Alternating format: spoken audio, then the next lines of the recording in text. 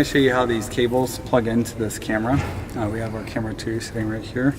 One of the first things you want to make sure is you have the correct cable. They are labeled camera 2 and camera 1. Come on, autofocus. I'll back it up. It's still not. Man, I can't even get it in focus. No way. They're labeled so you can read that.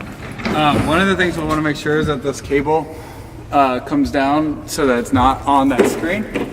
So you'll see that. Obviously the screen's not on right now, but it's approximately right. We want to make sure the cable is nice and neat and not kinked in any way. It should be wrapped over under.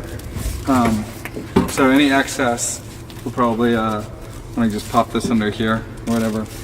And then you can come up through here. These are set wide enough. I'm gonna just a little bit. Be just wide enough for that cable to come up. And then here's the key to this. What we don't want to do is we don't want to plug these in and put a bunch of stress on these cables coming out. So one of the things that you'll see is I'll ratchet this guy around until I get this where I want it. I'm going to set these cables in here like that. And so they should hold fairly well. So this allows most of the weight to be carried right by that. Then what I can do with each of these cables, I can pull them around so there's no tension on the cable. So what you'll see is if I find our video, which is our main signal coming out, it's labeled video, we're going to run that into SDI1. And the idea here is that there's no weight being carried. The idea here is that there's no weight being carried on this at all. So all the weight's being done right there. We could add a piece, like a bongo tie here if you want, or even a piece of Velcro, but I just want to make sure that we are not doing anything like that. This return signal, we're going to plug into VF SDI1. This is a new spot. We are going to go, power is going to go into this camera right here, like that.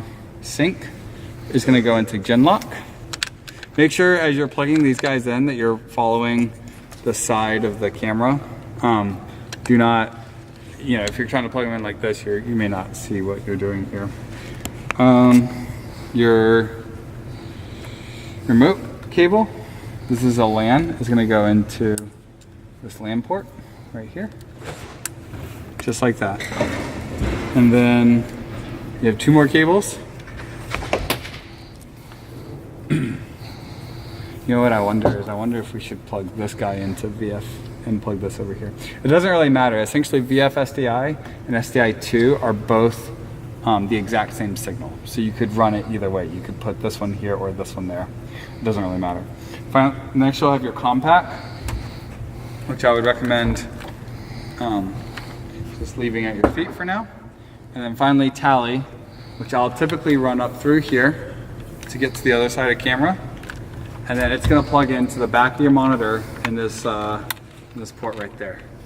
So that should give you tally. So you take these cables, you can make sure that they're all good to go. But now you see that there's no strain on these cables.